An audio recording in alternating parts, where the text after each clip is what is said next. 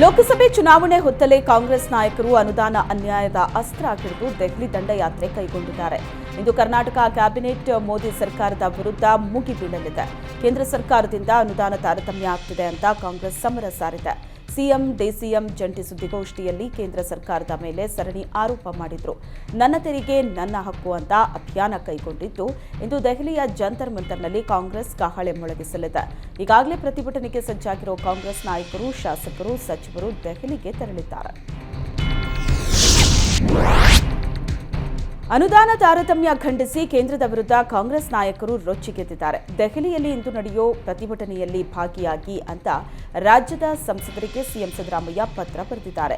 ಸುದ್ದಿಗೋಷ್ಠಿಯಲ್ಲೂ ಎಲ್ಲ ಸಂಸದರಿಗೂ ಪ್ರತಿಭಟನೆಯಲ್ಲಿ ಭಾಗಿಯಾಗಿ ಅಂತ ಆಹ್ವಾನಿಸಿದ್ದ ಸಿಎಂ ಇದು ರಾಜಕೀಯ ಪ್ರತಿಭಟನೆಯಲ್ಲ ಅಂತ ಹೇಳಿದರು. ಬಿಜೆಪಿ ವಿರುದ್ಧ ಪ್ರತಿಭಟನೆ ಅಲ್ಲ, ಕರ್ನಾಟಕ ಸರ್ಕಾರದ ಪ್ರತಿಭಟನೆ. ಕೇಂದ್ರ ಸರ್ಕಾರದ ಮಲತಾಯಿ ಧೋರಣೆ ಖಂಡಿಸಿ ನಡೆಸ್ತಾ ಇರೋ ಪ್ರತಿಭಟನೆಯಲ್ಲಿ ಭಾಗಿಯಾಗಿ ಅಂತ ಪತ್ರದ ಮೂಲಕ ರಾಜ್ಯದ ಎಲ್ಲ ಬಿಜೆಪಿ ಸಂಸದರಿಗೂ ಸಿಎಂ ಆಹ್ವಾನಿಸಿದ್ದಾರೆ. ಮಾಜಿ ಪ್ರಧಾನಿ ದೇವೇಗೌಡರಿಗೂ ಪ್ರತಿಭಟನೆಯಲ್ಲಿ ಭಾಗಿಯಾಗಿ ಅಂತ ಪತ್ರ ಬರೆದಿದ್ದಾರೆ. ಕಾಂಗ್ರೆಸ್ ದೆಹಲಿ ಪ್ರತಿಭಟನೆಯ ಮುನ್ನವೇ ಬಿಜೆಪಿ ರಾಜ್ಯದಾದ್ಯಂತ ಸಬ್ಸಿಡಿ ಅಸ್ತ್ರ ಪ್ರಯೋಗಿಸಿದೆ. ಬಾಕಿ ಉಳಿಸಿಕೊಂಡ ಹಾಲಿನ ಪ್ರೋತ್ಸಾಹಧನ ನೀಡುವಂತೆ ಆಗ್ರಹಿಸಿ ಬಿಜೆಪಿ ಸಮರ ಸಾರಿದೆ. ಪ್ರತಿ ಲೀಟರ್ಗೆ ₹5ನಂತೆ 716 ಕೋಟಿ ರೂಪಾಯಿ ಬಾಕಿ ಇದೆ.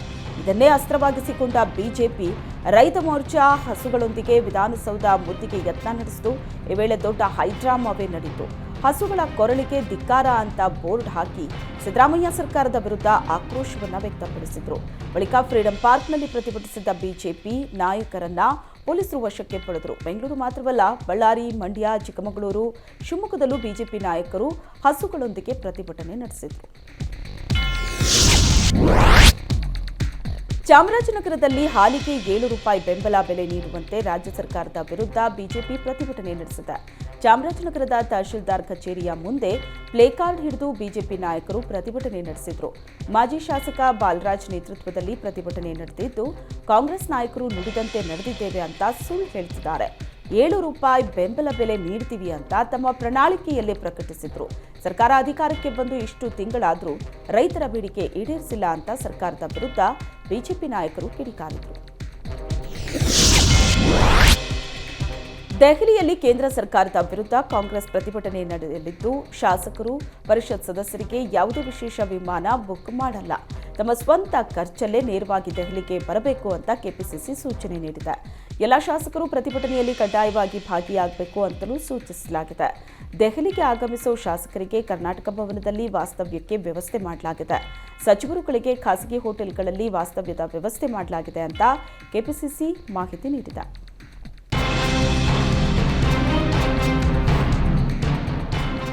ರಾಷ್ಟ್ರ ರಾಜಧಾನಿಯಲ್ಲಿ ಕೇಂದ್ರದ ವಿರುದ್ಧ ಪ್ರತಿಭಟನೆ ನಡೆಸೋದಕ್ಕೆ ಕಾಂಗ್ರೆಸ್ ನಾಯಕರು ಸಜ್ಜಾಗಿದ್ರೆ, ಇತ್ತ ರಾಜ್ಯ ರಾಜಧಾನಿ ಬೆಂಗಳೂರಿನಲ್ಲಿ ಕಾಂಗ್ರೆಸ್ಗೆ ಕೌಂಟರ್ ಕೊಡೋದಕ್ಕೆ ಬಿಜೆಪಿ ನಾಯಕರು ಬೀದಿಗಿಳಿಯಲಿದ್ದಾರೆ. ವಿಧಾನಸೌಧದ ಆವರಣದಲ್ಲಿರೋ ಗಾಂಧಿ ಪ್ರತಿಮೆಯ ಬಳಿ ರಾಜ್ಯಾಧ್ಯಕ್ಷ ಬಿವೈ ವಿಜಯೇಂದ್ರ ನೇತೃತ್ವದಲ್ಲಿ ರಾಜ್ಯ ಸರ್ಕಾರದ ವಿರುದ್ಧ ಪ್ರತಿಭಟನೆ ನಡೆಯಲಿದೆ. ಕಾಂಗ್ರೆಸ್ ಸರ್ಕಾರ ಗ್ಯಾರಂಟಿ ಹೆಸರೇಳಿ ಜನರಿಗೆ ಮೋಸ ಮಾಡ್ತಾ ಇದೆ. ಇನ್ನು ಮಂಡ್ಯ ಜಿಲ್ಲೆಯಲ್ಲಿ ಹನುಮಧ್ವಜ ಇಳಿಸಿ ಕೆರಗೋಡು ಗ್ರಾಮಸ್ಥರ ಮೇಲೆ ಲಾಠಿ ಚಾರ್ಜ್ ಮಾಡಿದೆ. ಬಿಜೆಪಿ ಶಾಸಕರ ಕ್ಷೇತ್ರಕ್ಕೆ ಅನುದಾನ ನೀಡದಿರುವುದನ್ನು ಖಂಡಿಸಿ ಬಿಜೆಪಿ ಪ್ರತಿಭಟನೆ ನಡೆಸಲಿದೆ. ಕಾಂಗ್ರೆಸ್ ಸರ್ಕಾರ ಬರ ನಿರ್ವಹಣೆಯಲ್ಲಿ ಸಂಪೂರ್ಣ ವಿಫಲವಾಗಿದೆ. ರೈತರ ಸಂಕಷ್ಟಗಳಿಗೆ ಸ್ಪಂದಿಸ್ತಾ ಇಲ್ಲ ಅಂತ ರಾಜ್ಯ ಸರ್ಕಾರದ ವಿರುದ್ಧ ಬಿಜೆಪಿ ಪ್ರತಿಭಟಿಸಲಿದೆ. ಅನುದಾನ ತಾರತಮ್ಯದ ವಿಚಾರವಾಗಿ ಬಿಜೆಪಿ ಕಾಂಗ್ರೆಸ್ ನಾಯಕರ ವಾಕ್ಸಮರ ಜೋರಾಗಿದೆ. ಪ್ರಧಾನಿ ಮೋದಿ, ಅಮಿತ್ ಶಾ, ನಿರ್ಮಲಾ ಸೀತಾರಾಮನ್ಗೆ ಕಿವಿ ಕೇಳಿಸ್ತಿಲ್ಲ ಅಂತ ಸಚಿವ ರಾಮಲಿಂಗಾರೆಡ್ಡಿ ಕಿಡಿಕಾರಿದ್ರು. ನಮ್ಮ ಕೂಗು ಇಲ್ಲಿಂದ ಯಾರಿಗೂ ಕೇಳಿಸ್ತಾ ಇಲ್ಲ, ಹೀಗಾಗಿ ದೆಹಲಿಗೆ ಬಂದು ಕೂಗಿದ್ರೆ ಕೇಳಿಸುತ್ತೆ, ಅದಕ್ಕೆ ದೆಹಲಿಗೆ ಹೊರಟಿದ್ದೀವಿ ಅಂತ ರಾಮಲಿಂಗಾರೆಡ್ಡಿ ಹೇಳಿದ್ರು.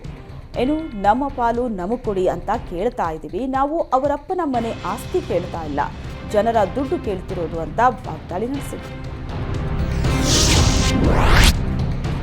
ಕೇಂದ್ರ ಸರ್ಕಾರ ಯಾವುದೇ ಬಾಕಿ ಉಳಿಸಿಕೊಂಡಿಲ್ಲ ಅನ್ನೋ ನಿರ್ಮಲಾ ಸೀತಾರಾಮನ್ ಹೇಳಿಕೆಗೆ ಗೃಹ ಸಚಿವ ಪರಮೇಶ್ವರ್ ಕಿಡಿಕಾರಿದ್ದಾರೆ. ಒಂದು ಸರ್ಕಾರವಾಗಿ ನಾವು ಸುಳ್ಳು ಹೇಳೋಕ್ಕಾಗಲ್ಲ, ನಮಗೆ ಹಣ ಬಂದಿಲ್ಲ, ಅದನ್ನ ಹೇಳ್ತಾ ಇದ್ದೀವಿ. ಬರ ಪರಿಹಾರ ಅಂತ 18,000 ಕೋಟಿ ಹಣಕ್ಕೆ ಬೇಡಿಕೆ ಇಡಲಾಗಿದೆ. ನಮಗೆ ಜಿಎಸ್ಟಿ ಪಾಲು ಎಷ್ಟು ಬರಬೇಕು ಅನ್ನೋದನ್ನ ನೀವೇ ಹೇಳ್ಬಿಡಿ. ಒಂದು ಸರ್ಕಾರ ಪ್ರತಿಭಟನೆ ಮಾಡುತ್ತಿದೆ ಅಂದರೆ ಕೇಂದ್ರದವರು ಸಿಎಂ ಅವರನ್ನು ಕರೆಸಿಕೊಂಡು ಮಾತಾಡಿಸಬೇಕು. ಪ್ರತಿಭಟನೆ ಮಾಡ್ತೀವಿ ಅಂತ ಹೇಳಿದಾಗ ಕರೆದು ಮಾತಾಡಿಲ್ಲ ಅಂತ ಗೃಹ ಸಚಿವ ಪರಮೇಶ್ವರ್ ವಾಗ್ದಾಳಿ ನಡೆಸಿದರು. ಕೇಂದ್ರ ಸರ್ಕಾರದಿಂದ ರಾಜ್ಯಕ್ಕೆ ಅನುದಾನ ತಾರತಮ್ಯದ ಬಗ್ಗೆ ಸತೀಶ್ ಜಾರಕಿಹೊಳಿ ಕಿಡಿಕಾರಿದ್ರು. ರಾಜ್ಯದಲ್ಲಿ ಹಿಂದೆ ಬಿಜೆಪಿ ಸರ್ಕಾರ ಇದ್ದಾಗಲೂ ಮೋದಿ ಸರ್ಕಾರ ಅನುದಾನ ಕೊಟ್ಟಿರಲಿಲ್ಲ. ಇದೀಗ ರಾಜ್ಯದಲ್ಲಿ ಕಾಂಗ್ರೆಸ್ ಸರ್ಕಾರ ಅಧಿಕಾರಕ್ಕೆ ಬಂದ ಮೇಲೂ ಕೇಂದ್ರದಿಂದ ಬಿಡಿಗಾಸು ಅನುದಾನ ಬಂದಿಲ್ಲ ಅಂತ ಸತೀಶ್ ಜಾರಕಿಹೊಳಿ ವಾಗ್ದಾಳಿ ನಡೆಸಿದ್ರು. ಕೇಂದ್ರ ಸರ್ಕಾರ ಈ ಬಗೆಯ ನೀತಿ ಅನುಸರಿಸ್ತಾ ಇದೆ. ಮುಂದೆ ದೇಶದ ಜನರೇ ಕೇಂದ್ರ ಸರ್ಕಾರಕ್ಕೆ ಪಾಠ ಕಲಿಸ್ತಾರೆ ಅಂತ ಸತೀಶ್ ಜಾರಕಿಹೊಳಿ ಆಕ್ರೋಶ ಹೊರಹಾಕಿದ್ರು. ಕೇಂದ್ರ ಸರ್ಕಾರದ ವಿರುದ್ಧ ದೆಹಲಿಯಲ್ಲಿ ರಾಜ್ಯ ಸರ್ಕಾರ ನಡೆಸ್ತಾ ಇರೋ ಪ್ರತಿಭಟನೆ ಕುರಿತ ಜಾಹೀರಾತಿಗೆ ಬಿಜೆಪಿ ಆಕ್ಷೇಪ ವ್ಯಕ್ತಪಡಿಸಿದೆ. ತೆರಿಗೆ ಹಣದಲ್ಲಿ ಪಕ್ಷದ ಜಾಹೀರಾತು ಮಾಡಿದ್ದಾರೆ ಅಂತ ರಾಜ್ಯಪಾಲರಿಗೆ ಬಿಜೆಪಿ ದೂರು ಸಲ್ಲಿಸಿದೆ. ರಾಜ್ಯಪಾಲರ ಅನುಪಸ್ಥಿತಿಯಲ್ಲಿ ಕಾರ್ಯದರ್ಶಿಗೆ ದೂರು ಸಲ್ಲಿಸಲಾಗಿದ್ದು, ಬಿಜೆಪಿ ರಾಜ್ಯ ಪ್ರಧಾನ ಕಾರ್ಯದರ್ಶಿ ಪಿ ರಾಜೀವ್, ರಾಜ್ಯ ಉಪಾಧ್ಯಕ್ಷ ಹರತಾಳು ಹಾಲಪ್ಪ ಮತ್ತು ವಿಧಾನ ಪರಿಷತ್ ಸದಸ್ಯ ಛಲವಾದಿ ನಾರಾಯಣಸ್ವಾಮಿ ನಿಯೋಗ ದೂರು ನೀಡಿದೆ.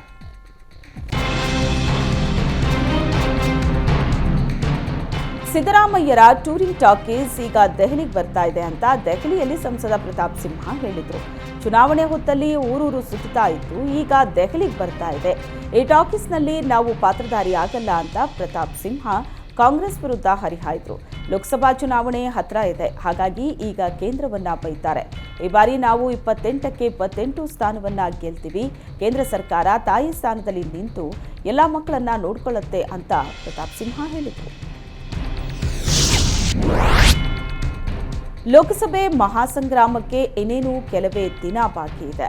ಒಂದು ಕಡೆ ಬಿಜೆಪಿ ಜೆಡಿಎಸ್ ಮೈತ್ರಿ ರಣತಂತ್ರ ರೂಪಿಸಿದ್ರೆ, ಮತ್ತೊಂದು ಕಡೆ ದೋಸ್ತಿ ಹಣಿಯೋದಕ್ಕೆ ಕಾಂಗ್ರೆಸ್ ಪ್ರತಿತಂತ್ರ ಹೆಣಿತಾ ಇದೆ. 28 ಕ್ಷೇತ್ರಗಳ ಪೈಕಿ 15 ಕ್ಷೇತ್ರಗಳ ಪಟ್ಟಿ ಬಹುತೇಕ ಫೈನಲ್ ಆಗಿದೆ. 15 ಕ್ಷೇತ್ರಕ್ಕೆ ಕೆಪಿಸಿಸಿಯಿಂದ ಒಂದೊಂದೇ ಹೆಸರು ಶಿಫಾರಸು ಮಾಡಲಾಗಿದೆ. 15 ಕ್ಷೇತ್ರಗಳಿಗೆ ಕಾಂಗ್ರೆಸ್ ಒಂದೇ ಹೆಸರನ್ನ ಫೈನಲ್ ಮಾಡಿದೆ. ಕೋಲಾರ ಕ್ಷೇತ್ರಕ್ಕೆ ಕೆಎಚ್ ಮುನಿಯಪ್ಪ, ಚಾಮರಾಜನಗರ ಕ್ಷೇತ್ರಕ್ಕೆ ಎಚ್ಸಿ ಮಹದೇವಪ್ಪ, ಬಳ್ಳಾರಿ ಕ್ಷೇತ್ರಕ್ಕೆ ನಾಗೇಂದ್ರ, ಬೆಳಗಾವಿ ಲೋಕಸಭಾ ಕ್ಷೇತ್ರಕ್ಕೆ ಸತೀಶ್ ಜಾರಕಿಹೊಳಿ ಹೆಸರು ಫೈನಲ್ ಮಾಡಲಾಗಿದೆ. ಇದರ ಜೊತೆಗೆ ಚಿತ್ರದುರ್ಗಕ್ಕೆ ಬಿಎನ್ ಚಂದ್ರಪ್ಪ, ಬೆಂಗಳೂರು ಗ್ರಾಮಾಂತರ ಕ್ಷೇತ್ರಕ್ಕೆ ಡಿಕೆ ಸುರೇಶ್, ಹಾಸನಕ್ಕೆ ಶ್ರೇಯಸ್ ಪಟೇಲ್, ಉತ್ತರ ಕನ್ನಡ ಕ್ಷೇತ್ರಕ್ಕೆ ಅಂಜಲಿ ನಿಂಬಾಳ್ಕರ್, ಉಡುಪಿ ಚಿಕ್ಕಮಗಳೂರು ಕ್ಷೇತ್ರಕ್ಕೆ ಜಯಪ್ರಕಾಶ್ ಹೆಗ್ಡೆ, ದಾವಣಗೆರೆಗೆ ಪ್ರಭಾ ಮಲ್ಲಿಕಾರ್ಜುನ್, ಬೀದರ್ ಕ್ಷೇತ್ರಕ್ಕೆ ರಾಜಶೇಖರ್ ಪಾಟೀಲ್ ಹುಮ್ನಾಬಾದ್, ವಿಜಯಪುರ ಕ್ಷೇತ್ರಕ್ಕೆ ರಾಜು ಅಲಗೂರು, ರಾಯಚೂರು ಲೋಕಸಭಾ ಕ್ಷೇತ್ರಕ್ಕೆ ಕುಮಾರ್ ನಾಯ್ಕ್, ತುಮಕೂರು ಕ್ಷೇತ್ರದಿಂದ ಇನ್ನು ಕಾಂಗ್ರೆಸ್ಗೆ ಸೇರಿದ ಮುದ್ದ ಹನುಮೇಗೌಡ, ಚಿಕ್ಕೋಡಿಯಿಂದ ರಮೇಶ್ ಗತಿ ಹೆಸರು ಫೈನಲ್ ಆಗಿದೆ ಅಂತ ಹೇಳಲಾಗ್ತಿದೆ.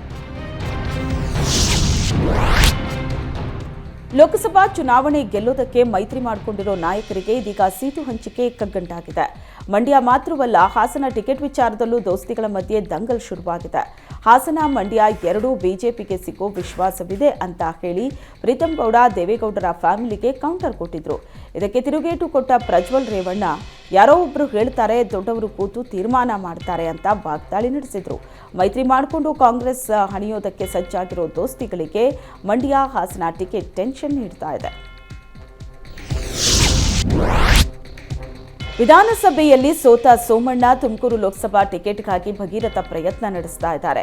ದೆಹಲಿಯಲ್ಲೂ ಸೋಮಣ್ಣ ಲಾಬಿ ಮಾಡುತ್ತಿದ್ದು, ಬಿಜೆಪಿ ರಾಷ್ಟ್ರೀಯ ಅಧ್ಯಕ್ಷ ಜೆಪಿ ನಡ್ಡಾ, ಮಾಜಿ ಪ್ರಧಾನಿ ದೇವೇಗೌಡರನ್ನ ಭೇಟಿ ಮಾಡಿದ್ದಾರೆ. ಅತ್ತ ದೆಹಲಿಯಲ್ಲಿ ಸೋಮಣ್ಣ ಬೀಡು ಬಿಟ್ಟರೆ, ಇತ್ತ ಮಾಧುಸ್ವಾಮಿ ಟಿಕೆಟ್ ಫೈಟ್ಗೆ ಎಂಟ್ರಿ ಕೊಟ್ಟಿದ್ದಾರೆ. ನಾನು ಕೂಡ ಟಿಕೆಟ್ ಆಕಾಂಕ್ಷಿ ಅಂತ ಹೇಳಿದ್ದಾರೆ. ಬಿಜೆಪಿ ಜಿಲ್ಲಾ ಕಾರ್ಯಕಾರಿಣಿ ಸಭೆಯಲ್ಲಿ ಮಾಧುಸ್ವಾಮಿ ದಿಢೀರ್ ಪ್ರತ್ಯಕ್ಷವಾದರು. ಲೋಕಸಭೆ ಚುನಾವಣೆಯಲ್ಲಿ ಸ್ಥಳೀಯರಿಗೆ ಆದ್ಯತೆ ಸಿಗಬೇಕು ಅನ್ನೋ ದಾಟಿಯಲ್ಲಿ ಮಾತಾಡಿದ್ರು. ಹೊರಗಿನಿಂದ ಬಂದು ಇಲ್ಲಿ ಸ್ಪರ್ಧಿಸಿದ್ರೆ ಜನರು ಒಪ್ಪಲ್ಲ ಅಂತ ಮಾಧುಸ್ವಾಮಿ ಹೇಳಿದರು. ಹೈಕಮಾಂಡ್ ಟಿಕೆಟ್ ನೀಡಿದರೆ ಖಚಿತವಾಗಿ ಸ್ಪರ್ಧೆ ಮಾಡ್ತೀನಿ ಅಂತ ಮಾಧುಸ್ವಾಮಿ ತಿಳಿಸಿದರು. ಲೋಕಸಭೆ ಚುನಾವಣೆಗೆ ಕೋಲಾರ ಕ್ಷೇತ್ರದ ಟಿಕೆಟ್ ಬಹುತೇಕ ಜೆಡಿಎಸ್ಗೆ ಖಚಿತವಾಗಿದೆ. 3 ದಿನಗಳಲ್ಲಿ ಅಭ್ಯರ್ಥಿ ಆಯ್ಕೆ ಅಂತಿಮಗೊಳ್ಳಲಿದೆ ಅಂತ ಜೆಡಿಎಸ್ ಶಾಸಕ ಸಮೃದ್ಧಿ ಮಂಜುನಾಥ್ ತಿಳಿಸಿದರು. ಕೋಲಾರ ಕ್ಷೇತ್ರವನ್ನ ಜೆಡಿಎಸ್ ಪಕ್ಷಕ್ಕೆ ಬಿಟ್ಕೊಡೋ ವಿಚಾರ ಹಿನ್ನೆಲೆ ಎಚ್ಡಿ ಕುಮಾರಸ್ವಾಮಿ ಬಿಡದಿ ತೋಟದ ನಿವಾಸದಲ್ಲಿ ಕೋಲಾರ ಕ್ಷೇತ್ರದ ಮುಖಂಡರ ಸಭೆ ಕರೆದು ಚರ್ಚಿಸಿ ಸಂಘಟನೆಗೆ ಒತ್ತು ನೀಡಲು ಸೂಚಿಸಿದ್ದಾರೆ. ಕೋಲಾರ, ಮಂಡ್ಯ, ಹಾಸನ ಕ್ಷೇತ್ರದ ಜೊತೆಗೆ ಮತ್ತೊಂದು ಕ್ಷೇತ್ರದಲ್ಲಿ ಸಂಘಟನೆ ಚುರುಕುಗೊಳಿಸುವುದಕ್ಕೆ ನಿರ್ದೇಶನ ನೀಡಿದ್ದಾರೆ ಅಂತ ಹೇಳಿದರು. ನಾನು ನಿಸರ್ಗ ನಾರಾಯಣಸ್ವಾಮಿ, ಮಲೇಶ್ ಬಾಬು ಅವರ ಹೆಸರನ್ನ ಪ್ರಸ್ತಾಪ ಆಗ್ತಾ ಇದ್ದು, ಇನ್ನು 2-3 ದಿನದಲ್ಲಿ ಅಭ್ಯರ್ಥಿ ಆಯ್ಕೆ ಅಂತಿಮವಾಗಲಿದೆ ಅಂತ ಹೇಳಿದರು. ಕೋಲಾರ ಲೋಕಸಭಾ ಕ್ಷೇತ್ರದ ಚುನಾವಣೆಗೆ ಸಂಬಂಧಿಸಿದಂತೆ ಅಭ್ಯರ್ಥಿ ಇಲ್ಲ ಅಂತ ಯಾಕೆ ಹೇಳ್ತೀರಿ? ಹೈಕಮಾಂಡ್ ಸೂಚನೆ ನೀಡಿದರೆ ಸ್ಪರ್ಧೆ ಮಾಡೋದಕ್ಕೆ ನಾನು ಸಿದ್ಧ ಅಂತ ಶಾಸಕ ಸಮೃದ್ಧಿ ಮಂಜುನಾಥ್ ತಿಳಿಸಿದರು.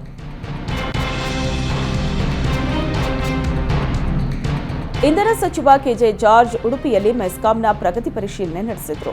ಜಿಲ್ಲಾಧಿಕಾರಿ ಕಚೇರಿ ರಜತಾದ್ರಿಯಲ್ಲಿ ನಡೆದ ಕೆಡಿಪಿ ಸಭೆಯಲ್ಲಿ ಉಡುಪಿ ದಕ್ಷಿಣ ಕನ್ನಡ ಜಿಲ್ಲೆಯ ಕುಂದುಕೊರತೆಗಳ ಬಗ್ಗೆ ಚರ್ಚೆ ನಡೆಸಿದರು. ವರಾಹಿ ಜಲವಿದ್ಯುತ್ ಸ್ಥಾವರದ ಸ್ಥಾಪನೆ ಮತ್ತು ಕಾರ್ಯಚಟುವಟಿಕೆಗಳ ಬಗ್ಗೆ ಇಂಧನ ಸಚಿವರು ಅಧಿಕಾರಿಗಳಿಗೆ ಮಾಹಿತಿ ನೀಡಿದರು.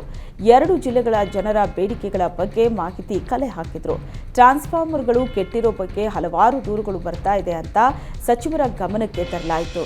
ಸ್ಥಳದಲ್ಲೇ ಕೆಲ ಸಮಸ್ಯೆಗೆ ಪರಿಹಾರ ನೀಡಿದ್ದು ಜನರ ಬೇಡಿಕೆಗಳನ್ನು ಪರಿಶೀಲಿಸಲು ಸೂಚಿಸಲಾಯಿತು.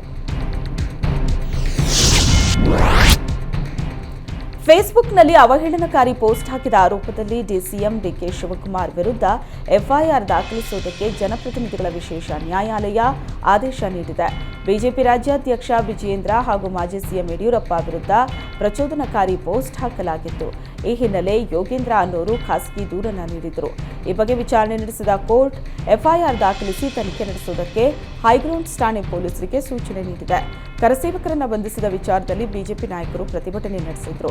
ಈ ವೇಳೆ ಬಿಜೆಪಿ ರಾಜ್ಯಾಧ್ಯಕ್ಷ ಸೇರಿದಂತೆ ಹಲವು ಬಿಜೆಪಿ ನಾಯಕರ ವಿರುದ್ಧ ಕಾಂಗ್ರೆಸ್ ಅವಹೇಳನಕಾರಿ ಪೋಸ್ಟ್ ಮಾಡಿತ್ತು ಅಂತ ಆರೋಪಿಸಲಾಗಿದೆ. ಅಕ್ಕಿ ವಿಚಾರ ಕೇಂದ್ರ ಮತ್ತು ರಾಜ್ಯ ಸರ್ಕಾರಗಳ ಮಧ್ಯೆ ದೊಡ್ಡ ಕದನಕ್ಕೆ ಕಾರಣವಾಗಿತ್ತು. ಈಗಲೂ ಅನ್ನಭಾಗ್ಯ ಯೋಜನೆಯಲ್ಲಿ 10 ಕೆಜಿ ಅಕ್ಕಿಯಲ್ಲಿ 5 ಕೆಜಿ ಸಿದ್ದರಾಮಯ್ಯ ಸರ್ಕಾರ ಹಣ ನೀಡುತ್ತಾ ಇದೆ. ಆದ್ರೀಗ ಸಿದ್ದರಾಮಯ್ಯ ಅನ್ನಭಾಗ್ಯಕ್ಕೆ ಕೌಂಟರ್ ಎನ್ನುವಂತೆ ಮೋದಿ ಸರ್ಕಾರ ಭಾರತ್ ಬ್ರ್ಯಾಂಡ್ ಅಕ್ಕಿ ಯೋಜನೆ ಜಾರಿಗೆ ತಂದಿದೆ. ದೇಶದಾದ್ಯಂತ ಏಕಕಾಲಕ್ಕೆ ಕೇಂದ್ರ ಸರ್ಕಾರ ಭಾರತ್ ಬ್ರ್ಯಾಂಡ್ ಅಕ್ಕಿ ಯೋಜನೆಗೆ ಚಾಲನೆ ನೀಡಲಾಯಿತು. ಬೆಂಗಳೂರಿನ ವಸಂತ ನಗರದ ನಾಫೆಡ್ ಕಚೇರಿಯಲ್ಲಿ ಕೇಂದ್ರ ಸರ್ಕಾರದ ಭಾರತ್ ಚಾವಲ್ ಯೋಜನೆಗೆ ಎಫ್ಸಿಐ ಚೇರ್ಮನ್ ಭೂಪೇಂದ್ರ ಸಿಂಗ್ ಭಾಟಿ ಚಾಲನೆ ನೀಡಿದರು. 25 ಭಾರತ್ ಬ್ರ್ಯಾಂಡ್ ಅಕ್ಕಿಯ ಮೊಬೈಲ್ ವಾಹನಗಳಿಗೂ ಹಸಿರು ನಿಶಾನೆ ತೋರಿಸಿದರು. ಬೆಲೆ ಏರಿಕೆ ಬಿಸಿಯಿಂದ ಕಂಗೆಟ್ಟ ಜನಕ್ಕೆ ಕೇಂದ್ರದ ಭಾರತ್ ಬ್ರ್ಯಾಂಡ್ ಅಕ್ಕಿ ನೆಮ್ಮದಿ ನೀಡುತ್ತಿದೆ. ದೇಶದಲ್ಲಿ ಅಕ್ಕಿ ಬೆಲೆ ನಿಯಂತ್ರಣಕ್ಕಾಗಿ ಭಾರತ್ ಬ್ರ್ಯಾಂಡ್ ಅಕ್ಕಿ ಯೋಜನೆ ಜಾರಿಗೆ ತಂದಿದೆ. ಕೇವಲ 29 ರೂಪಾಯಿಗೆ 1 ಕೆಜಿ ಉತ್ಕೃಷ್ಟ ಮಾದರಿಯ ಅಕ್ಕಿ ನೀಡಲಾಗುತ್ತೆ. ಸದ್ಯಕ್ಕೆ 5 ಕೆಜಿ ಮತ್ತು 10 ಕೆಜಿ ಪ್ಯಾಕೆಟ್ಗಳಲ್ಲಿ ಉತ್ತಮ ಅಕ್ಕಿ ಸಿಗಲಿದೆ. ರಾಜ್ಯದಾದ್ಯಂತ ಮೊಬೈಲ್ ವ್ಯಾನ್ ಮೂಲಕ ಅಕ್ಕಿ ಸಿಗಲಿದೆ. ಮುಂದೆ 4 ದಿನಗಳ ಬಳಿಕ ಆನ್ಲೈನ್ ಸ್ಟೋರ್ಗಳಲ್ಲೂ ಕೂಡ ಲಭ್ಯವಿರಲಿದೆ. ಮಾಜಿ ಸಚಿವ ರಮೇಶ್ ಜಾರಕಿಹೊಳಿ ಮಾಲೀಕತ್ವದ ಸಕ್ಕರೆ ಕಾರ್ಖಾನೆ ಮೇಲೆ ಸಿಐಡಿ ಅಧಿಕಾರಿಗಳು ದಾಳಿ ಮಾಡಿದ್ದಾರೆ. ಬೆಳಗಾವಿ ಜಿಲ್ಲೆಯ ಗೋಕಾಕ್ ತಾಲೂಕಿನ ಹಿರೇನಂದಿ ಗ್ರಾಮದ ಬಳಿ ರಮೇಶ್ ಜಾರಕಿಹೊಳಿ ಮಾಲೀಕತ್ವದ ಸೌಭಾಗ್ಯಲಕ್ಷ್ಮಿ ಸಕ್ಕರೆ ಕಾರ್ಖಾನೆ ಇದೆ. ಅಪೆಕ್ಸ್ ಬ್ಯಾಂಕ್ನಲ್ಲಿ ಸಾಲ ಪಡೆದು ಮರುಪಾವತಿ ಮಾಡದಿರುವ ಪ್ರಕರಣಕ್ಕೆ ಸಂಬಂಧಿಸಿದಂತೆ ಸಿಐಡಿ ದಾಳಿ ನಡೆಸಿ ದಾಖಲೆ ಪರಿಶೀಲನೆ ಮಾಡಿದೆ. ಕಾರ್ಖಾನೆ ಸ್ಥಾಪಿಸುವುದಕ್ಕೆ 439 ಕೋಟಿ ರೂಪಾಯಿಯನ್ನ ಅಪೆಕ್ಸ್ ಬ್ಯಾಂಕ್ನಲ್ಲಿ ಸಾಲ ಪಡೆದುಕೊಂಡಿದ್ರು. ಆದರೆ ಸಾಲ ಮರುಪಾವತಿ ಮಾಡದ ಹಿನ್ನೆಲೆ ಈ ಬಗ್ಗೆ ದೂರು ದಾಖಲಾಗಿತ್ತು. ಸಮಾನ ಮನಸ್ಕರ ವೇದಿಕೆಯಿಂದ ಕರೆ ಕೊಟ್ಟಿದ್ದ ಮಂಡ್ಯ ನಗರ ಬಂದ್ ವಾಪಸ್ ಪಡೆಯಲಾಗಿದೆ. ಕೆರಗೋಡು ಹನುಮಧ್ವಜ ತೆರವು ವಿರೋಧಿಸಿ ಫೆಬ್ರವರಿ 9ಕ್ಕೆ ಬಜರಂಗದಳ ಬಂದ್ಗೆ ಕರೆ ನೀಡಿತ್ತು. ಬಜರಂಗದಳ ಬಂದ್ ಕರೆ ವಿರೋಧಿಸಿ ಫೆಬ್ರವರಿ 7ರಂದು ಸಮಾನ ಮನಸ್ಕರ ವೇದಿಕೆ ಬಂದ್ಗೆ ಕರೆ ನೀಡಿತ್ತು. Mandya DC doctor Kumar, SP N Yatish ನೇತೃತ್ವದಲ್ಲಿ ತುರ್ತು ಸಭೆ ನಡೆಸಿ ಬಂದ್ರಿಂದ ಶಾಲಾ ಕಾಲೇಜು ವಿದ್ಯಾರ್ಥಿಗಳು, ಅಂಗಡಿ ಮುಂಗಟ್ಟುಗಳು, ವ್ಯಾಪಾರಕ್ಕೆ ತೊಂದರೆ ಆಗುತ್ತೆ. ಹೀಗಾಗಿ ಸಂಘಟನೆಗಳು 2 ಬಂದನ್ನ ಹಿಂಪಡೆಯಿರಿ ಅಂತ ಜಿಲ್ಲಾಡಳಿತ ಮನವಿ ಮಾಡಿತ್ತು. ಜಿಲ್ಲಾಡಳಿತದ ಮನವಿಗೆ ಸ್ಪಂದಿಸಿದ ಸಮಾನ ಮನಸ್ಕರ ವೇದಿಕೆ ತಾತ್ಕಾಲಿಕವಾಗಿ ಬಂದ್ ವಾಪಸ್ ಪಡೆದಿದೆ. ಆದರೆ ಫೆಬ್ರವರಿ 9ರಂದು ಬಜರಂಗದಳ ಬಂದ್ ಮಾಡಿದ್ರೆ ಅದನ್ನು ವಿರೋಧಿಸಿ ಮತ್ತೆ ಬಂದ್ಗೆ ಕರೆ ಕೊಡೋ ಎಚ್ಚರಿಕೆ ನೀಡಿದೆ.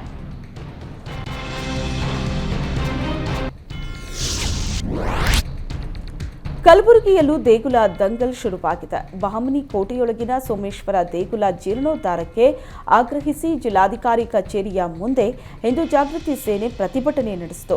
ಶಿವರಾತ್ರಿಯ ಒಳಗೆ ಲಿಂಗ ಪ್ರತಿಷ್ಠಾಪಿಸಿ ಲಿಂಗ ಪೂಜೆಗೆ ಅವಕಾಶ ಮಾಡಿಕೊಡ್ಬೇಕು ಅಂತ ಡೆಡ್ಲೈನ್ ನೀಡಲಾಗಿದೆ. ಜಿಲ್ಲಾಡಳಿತ ಅನುಮತಿ ನೀಡದಿದ್ರೆ ಸ್ವಯಂ ಪ್ರೇರಿತವಾಗಿ ನಾವೇ ಪೂಜೆ ಮಾಡ್ತೀವಿ ಅಂತ ಜಿಲ್ಲಾಡಳಿತಕ್ಕೆ ಹಿಂದೂ ಜಾಗೃತಿ ಸೇನೆ ಎಚ್ಚರಿಕೆ ನೀಡಿದೆ. ರಾಜ್ಯಾದ್ಯಂತ ಶಾಲಾ ಮಕ್ಕಳಿಗೆ ರಾಗಿ ಮಾಲ್ಟ್ ವಿತರಣೆ ಮಾಡಲಾಗುತ್ತೆ ಅಂತ ಶಿಕ್ಷಣ ಸಚಿವ ಮಧು ಬಂಗಾರಪ್ಪ ಹೇಳಿದ್ದಾರೆ. ಈಗಾಗಲೇ ಕ್ಷೀರಭಾಗ್ಯ ಯೋಜನೆ ಜಾರಿಯಲ್ಲಿದೆ. ವಾರಕ್ಕೆ 3 ದಿನ ಹಾಲು ಕೊಡ್ತಾ ಇದ್ದೀವಿ. ಆ ಹಾಲಿಗೆ ರಾಗಿ ಮಾಲ್ಟ್ ಪೌಡರ್ ಹಾಕೊಡೋದಕ್ಕೆ ಚಿಂತನೆ ಮಾಡಿದ್ದೇವೆ. ಮೈಸೂರಿನ CFTRIನಲ್ಲಿ ಟೆಸ್ಟ್ ಮಾಡಿಸ್ತಾ ಇದ್ದೀವಿ. ಶೀಘ್ರದಲ್ಲೇ ಯೋಜನೆ ಜಾರಿಗೆ ಬರಲಿದೆ. ಹಿಂದೆ ವಾರದಲ್ಲಿ 1 ಮೊಟ್ಟೆ ಕೊಡ್ತಾ ಇದ್ರು, ನಾವು 2 ಮೊಟ್ಟೆ ಕೊಡ್ತಾ ಇದ್ದೀವಿ. ಮಕ್ಕಳ ಪೌಷ್ಟಿಕಾಂಶ ಜಾಸ್ತಿ ಮಾಡೋದಕ್ಕೆ ಪ್ರಯತ್ನ ಮಾಡಿದ್ದೇವೆ ಅಂತ ಮೈಸೂರಿನಲ್ಲಿ ಮಧು ಬಂಗಾರಪ್ಪ ಹೇಳಿದರು. ಪೋಷಕರೇ, ನಿಮ್ಮ ಮಕ್ಕಳನ್ನ ಶಾಲೆಗೆ ಸೇರಿಸೋ ಮುನ್ನ ಎಚ್ಚರ ವಹಿಸಿ. ಕಳೆದ ವರ್ಷ 1600 ಶಾಲೆಗಳನ್ನು ಅನಧಿಕೃತ ಪಟ್ಟಿಗೆ ಸರ್ಕಾರ ಸೇರಿಸಿದೆ. ಆದರೆ ಅನಧಿಕೃತ ಶಾಲೆಗಳ ಮೇಲೆ ಇದುವರೆಗೂ ಶಿಕ್ಷಣ ಇಲಾಖೆ ಕ್ರಮ ಕೈಗೊಂಡಿಲ್ಲ. ಈ ಖಾಸಗಿ ಶಾಲೆಗಳು ಈಗಾಗಲೇ 2024-25ನೇ ಸಾಲಿನ ಶೈಕ್ಷಣಿಕ ದಾಖಲಾತಿ ಪ್ರಾರಂಭ ಮಾಡಿದೆ. ಶಿಕ್ಷಣ ಇಲಾಖೆಯ ವೆಬ್ಸೈಟ್ನಲ್ಲೂ ಕೂಡ ಅನಧಿಕೃತ ಶಾಲೆಗಳ ಪಟ್ಟಿ ಬಿಡುಗಡೆ ಮಾಡಿಲ್ಲ. ಆದಷ್ಟು ಬೇಗ ಸರ್ಕಾರ ಈ ಸಾಲಿನ ಅನಧಿಕೃತ ಶಾಲೆಗಳ ಪಟ್ಟಿ ಬಿಡುಗಡೆ ಮಾಡಬೇಕು ಅಂತ ಪೋಷಕರ ಸಂಘಟನೆ ಸಮನ್ವಯ ಸಮಿತಿ ಅಧ್ಯಕ್ಷ ಯೋಗಾನಂದ ಸರ್ಕಾರಕ್ಕೆ ಒತ್ತಾಯಿಸಿದ್ದಾರೆ. ಪೋಷಕರು ಕೂಡ ತಮ್ಮ ಮಕ್ಕಳನ್ನ ಶಾಲೆಗೆ ಸೇರಿಸೋ ಮುನ್ನ ಶಾಲೆಯ ಸಂಪೂರ್ಣ ಮಾಹಿತಿಯನ್ನ ಪಡೆದುಕೊಳ್ಳಬೇಕು. ಜನನ ಪ್ರಮಾಣ ಪತ್ರ ನೀಡುವುದಕ್ಕೆ ಲಂಚ ಕೇಳಿದ್ದ ಶಿವಮೊಗ್ಗ ಮಹಾಪಾಲಿಕೆಯ FDA ನಾಗರಾಜ್ನನ್ನ ಲೋಕಾಯುಕ್ತ ಅಧಿಕಾರಿಗಳು ವಶಕ್ಕೆ ಪಡೆದಿದ್ದಾರೆ. ಗಿರೀಶ್ ಎಂಬುವರು ನೀಡಿದ ದೂರನ್ನ ಆಧರಿಸಿ ಲೋಕಾಯುಕ್ತ ಪೊಲೀಸರು ದಾಳಿ ನಡೆಸಿದ್ದಾರೆ. ಪಾಲಿಕೆಯ ಜನನ ಮತ್ತು ಮರಣ ವಿಭಾಗದಲ್ಲಿ ಲಂಚ ಪಡೆಯುವಾಗ ಲೋಕಾಯುಕ್ತ ಅಧಿಕಾರಿಗಳು ದಾಳಿ ನಡೆಸಿದ್ದಾರೆ. 1,000 ಲಂಚ ಪಡೆಯುವಾಗ ಲೋಕಾಯುಕ್ತ DYSP ಉಮೇಶ್ ಈಶ್ವರ್ ನಾಯ್ಕ್ ನೇತೃತ್ವದಲ್ಲಿ ದಾಳಿ ನಡೆಸಿ FDA ನಾಗರಾಜ್ನನ್ನ ವಶಕ್ಕೆ ಪಡೆದಿದ್ದಾರೆ.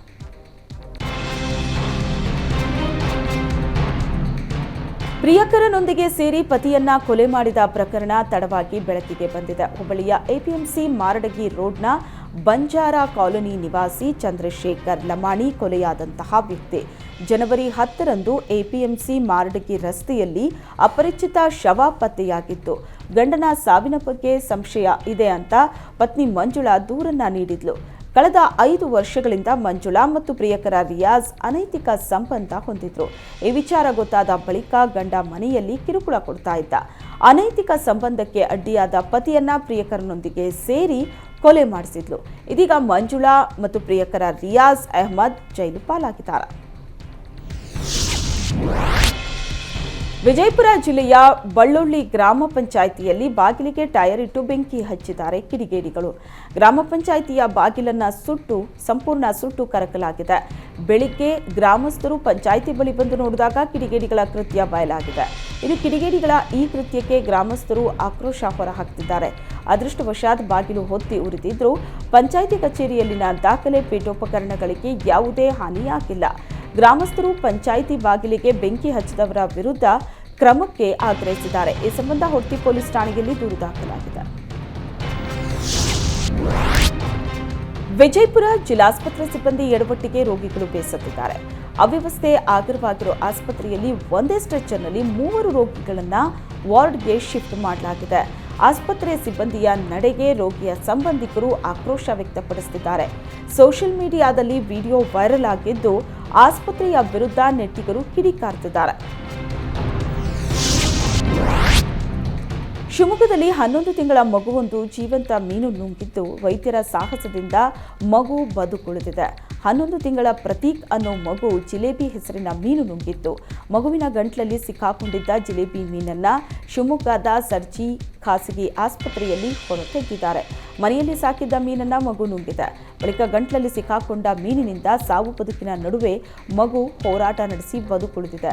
ಸುಮಾರು ಅರ್ಧ ಗಂಟೆಗಳಿಗೂ ಅಧಿಕ ಕಾಲ ಮಗು ಜೀವ ಉಳಿಸೋದಕ್ಕೆ ಸರ್ಜಿ ಆಸ್ಪತ್ರೆಯ ವೈದ್ಯರು ಹರಸಾಹಸ ಪಟ್ಟಿದ್ದಾರೆ. ಮಗುವಿನ ಜೀವ ಉಳಿಸಿದ ವೈದ್ಯರ ಸಾಧನೆಗೆ ಮೆಚ್ಚುಗೆ ವ್ಯಕ್ತವಾಗಿದೆ.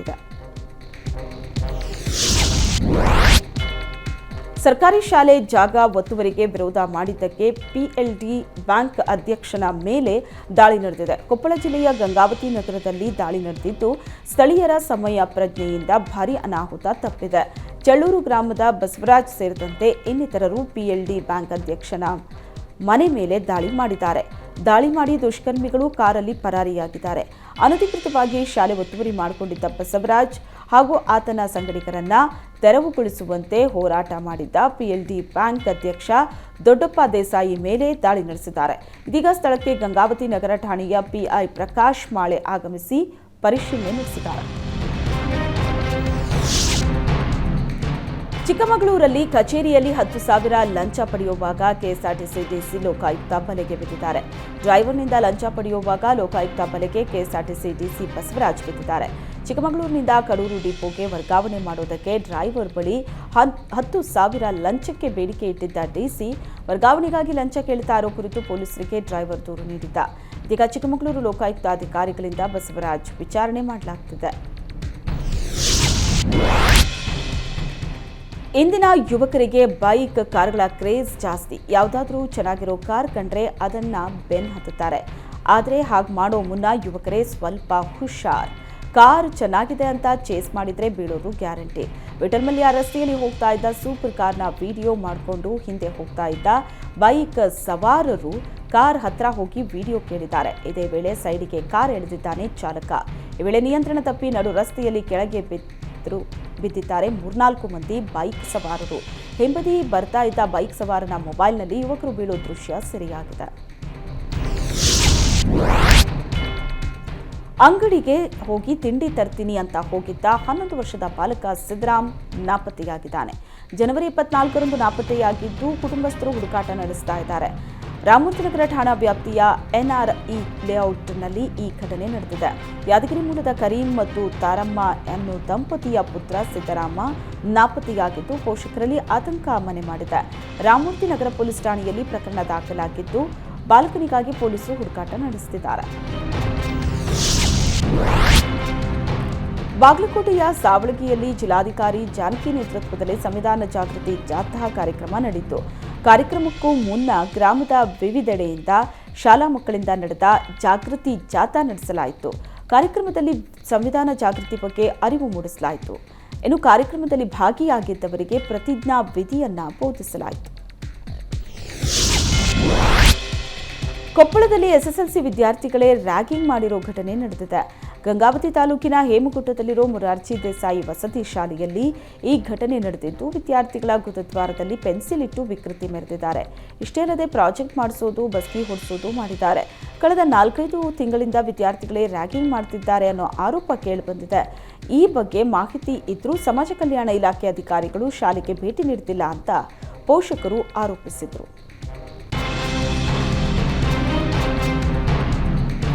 ಬೇಸಿಗೆ ಕಾಲ ಸಮೀಪಿಸ್ತಾ ಇದ್ದಂತೆ ಉತ್ತರ ಕರ್ನಾಟಕ ಭಾಗದ ಜೀವನಾಡಿ ಕೃಷ್ಣೆಯ ಒಡಲು ಬರಿದಾಗ್ತಾ ಇದೆ. ಬೇಸಿಗೆ ಕಾಲದ ಮುನ್ನವೇ ಬಾಗಲಕೋಟೆ ಜಿಲ್ಲೆಯಲ್ಲಿ ಕೃಷ್ಣಾ ನದಿಯ ಹಿನ್ನೀರಿನಲ್ಲಿ ಭಾರೀ ಪ್ರಮಾಣದ ಇಳಿಕೆ ಕಾಣ್ತಾ ಇದೆ. ನೀರಿನ ಪ್ರಮಾಣ ಕಡಿಮೆಯಾದ ಕಾರಣದಿಂದಾಗಿ ನದಿಯ ಒಡಲು ಮೈದಾನದಂತೆ ಗೋಚರಿಸ್ತಾ ಇದೆ. ಸದ್ಯ 123 ಟಿಎಂಸಿ ಸಾಮರ್ಥ್ಯ ಆಲ್ಮಟ್ಟಿ ಜಲಾಶಯದಲ್ಲಿ ಸದ್ಯ ಕೇವಲ 34 ಟಿಎಂಸಿ ನೀರು ಸಂಗ್ರಹಣೆ ಮಾತ್ರ ಇದೆ. ಮತ್ತೊಂದು ಕಡೆ 6 ಟಿಎಂಸಿ ಸಾಮರ್ಥ್ಯದ ಹಿಪ್ಪರಗಿ ಬ್ಯಾರೇಜ್ನಲ್ಲೂ ಕೇವಲ 3.7 ಟಿಎಂಸಿ ನೀರಿನ ಸಂಗ್ರಹಣೆ ಇದೆ. ಆಲ್ಮಟ್ಟಿ ಜಲಾಶಯ ಹಾಗೂ ಹಿಪ್ಪರಗಿ ಬ್ಯಾರೇಜ್ನ ಹಿನ್ನೀರು ಆಶ್ರಯಿಸಿ ಸುಮಾರು 60 ಗ್ರಾಮಗಳಿದೆ. ಈಗಿರೋ ನೀರು ನೋಡಿದರೆ ಮುಂದಿನ ಬೇಸಿಗೆ ಕಾಲದಲ್ಲಿ ಹಾಹಾಕಾರ ಉಂಟಾಗಲಿದೆ. ಹೀಗಾಗಿ ಅಧಿಕಾರಿಗಳು ಈಗ ಲಭ್ಯ ಇರೋ ನೀರನ್ನ ಹಿತಮಿತವಾಗಿ ಬಳಸಿ ಅಂತ ಪ್ರಕಟಣೆ ಕೂಡ ಹೊರಡಿಸುತ್ತಿದ್ದಾರೆ. ಸರ್ಕಾರಿ ಸಾರಿಗೆ ಬಸ್ ಚಾಲಕನ ಜಾಗರೂಕತೆ ನಿರ್ಲಕ್ಷ್ಯದಿಂದ ವಿದ್ಯಾರ್ಥಿನಿ ಕಾಲಿನ ಮೇಲೆ ಬಸ್ ಚಕ್ರ ಹರಿದಿರೋ ಘಟನೆ ಕೋಲಾರದಲ್ಲಿ ನಡೆದಿದೆ. ಕೋಲಾರ ತಾಲೂಕಿನ ಶೆಟ್ಟಿಮಾದಮಂಗಲ ಬಳಿ ಘಟನೆ ನಡೆದಿದ್ದು ಯುವತಿ ಪ್ರಾಣಾಪಾಯದಿಂದ ಪಾರಾಗಿದ್ದಾಳೆ. ಕೋಲಾರದ ಮಹಿಳಾ ಕಾಲೇಜಿನ ವಿದ್ಯಾರ್ಥಿನಿ ಲಾವಣ್ಯ ಗಾಯಗೊಂಡಿದ್ದು ಬಸ್ ಹತ್ತೋದಕ್ಕೂ ಮುಂಚಿತವಾಗಿ ಡ್ರೈವರ್ ಬಸ್ ಚಾಲನೆ ಮಾಡಿದ ಹಿನ್ನೆಲೆ ಬಸ್ನಿಂದ ವಿದ್ಯಾರ್ಥಿನಿ ಕೆಳಗೆ ಬಿದ್ದಿದ್ದಾಳೆ. ಲಾವಣ್ಯ ಕಾಲಿನ ಮೇಲೆ ಹಿಂಬದಿಯ ಚಕ್ರ ಹರಿದು ಕಾಲು ಹಾಗೂ ಸೊಂಟಕ್ಕೆ ಗಂಭೀರ ಗಾಯ ಆಗಿದೆ. ಗಾಯಗೊಂಡ ವಿದ್ಯಾರ್ಥಿನಿಯನ್ನ ಕೋಲಾರದ ಖಾಸಗಿ ಆಸ್ಪತ್ರೆಗೆ ದಾಖಲಿಸಿ ಚಿಕಿತ್ಸೆ ನೀಡಲಾಗುತ್ತಿದ್ದು ಕೆಎಸ್ಆರ್ಟಿಸಿ ಅಧಿಕಾರಿಗಳ ವಿರುದ್ಧ ವಿದ್ಯಾರ್ಥಿಗಳು ಆಕ್ರೋಶ ಹೊರಹಾಕಿದ್ದಾರೆ. ಉತ್ತರ ಕನ್ನಡ ಜಿಲ್ಲೆಯ ಜೊಯ್ಡಾ ತಾಲೂಕಿನ ಯರಮುಖದಲ್ಲಿ ಸಪ್ತಸ್ವರ ಸೇವಾ ಸಂಸ್ಥೆ ಹಾಗೂ ಯರಮುಖ ಆಲೆಮನೆ ಉತ್ಸವ ಸಮಿತಿಯ ವತಿಯಿಂದ ಅದ್ದೂರಿ ಆಲೆಮನೆ ಹಬ್ಬ ನಡೆಯಿತು. ಯಲ್ಲಾಪುರದ ಟಿಎಂಎಸ್ ಸಂಸ್ಥೆಯ ಅಧ್ಯಕ್ಷ ಎನ್ಕೆ ಭಟ್ ಅಗಾಶಿ ಕುಂಬ್ರಿ ಕಾರ್ಯಕ್ರಮ ಉದ್ಘಾಟಿಸಿದರು.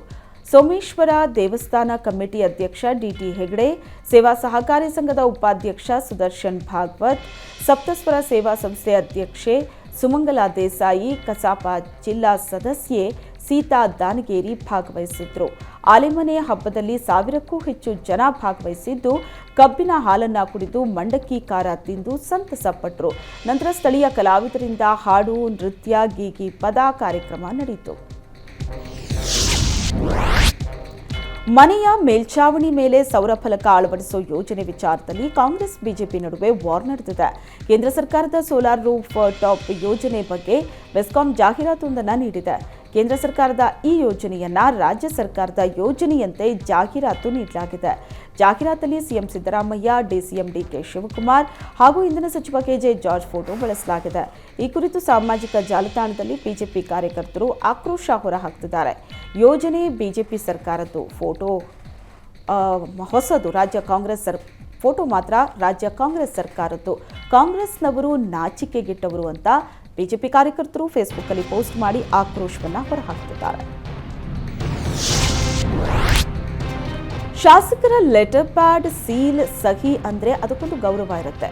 ಅಂತಹ ಲೆಟರ್ ಪ್ಯಾಡ್, ಸೀಲ್, ಸಹಿಗಳು ಸರ್ಕಾರಿ ಕಚೇರಿಯಲ್ಲಿ ಎಫ್ಡಿಎಗಳ ಬಳಿ ಇರುತ್ತೆ ಅಂದರೆ ಅದು ಬೇರೆಯದ್ದೇ ಅರ್ಥ ಕೊಡುತ್ತೆ. ಚಿಕ್ಕಮಗಳೂರಿನ ಸಮಾಜ ಕಲ್ಯಾಣ ಇಲಾಖೆಯ ಎಫ್ಡಿಎ ರವಿ ಅನ್ನೋರ ಬಳಿ ಚಿಕ್ಕಮಗಳೂರು ಶಾಸಕ ಎಚ್.ಡಿ. ತಮ್ಮಯ್ಯನವರ ಲೆಟರ್ ಪ್ಯಾಡ್, ಬುಕ್ಲೆಟ್, ಸೀಲ್, ಸಹಿಗಳು, ಲೆಟರ್ ಹೆಡ್ಗಳು ಪತ್ತೆಯಾಗಿದ್ದು ಹಲವು ಅನುಮಾನಗಳಿಗೆ ಸಾಕ್ಷಿಯಾಗಿದೆ. ಶಾಸಕರೇ ಕೊಟ್ಟರೋ ಅಥವಾ ಎಫ್ಡಿಎ ಮಾಡಿಸ್ಕೊಂಡಿರೋದೋ ಗೊತ್ತಿಲ್ಲ. ಶಾಸಕರೇ ಕೊಟ್ಟಿದ್ದಾರೆ ಅನ್ನೋದನ್ನ ನಂಬೋದಕ್ಕೆ ಕಷ್ಟ ಸಾಧ್ಯ. ಆದರೆ ಸಮಾಜ ಕಲ್ಯಾಣ ಇಲಾಖೆಯ ಅಧಿಕಾರಿಗಳು ತನಿಖೆ ಮುಂದುವರೆಸಿದ್ದಾರೆ. ಸಮಾಜ ಕಲ್ಯಾಣ ಇಲಾಖೆಯ ಹಾಲಿ ಮಾಜಿ ಉಪನಿರ್ದೇಶಕರು, ಸಹಾಯಕ ನಿರ್ದೇಶಕರು, ಶಾಲೆಗಳ ಪ್ರಾಂಶುಪಾಲರ ಸೀಲ್ ಇಟ್ಕೊಂಡು ಸಿಕ್ಕಬಿದ್ದಿದ್ದಾರೆ. 2023 ಡಿಸೆಂಬರ್ 30ರಂದೇ ಈ ಕುರಿತು ನೋಟಿಸ್ ನೀಡಿದ್ರು. ಇಲಾಖೆ ಯಾವುದೇ ಕ್ರಮ ಕೈಗೊಂಡಿಲ್ಲ ಅಂತ ಸ್ಥಳೀಯರು ಸರ್ಕಾರದ ವಿರುದ್ಧ ಅಸಮಾಧಾನ ಹೊರಹಾಕಿದ್ದಾರೆ.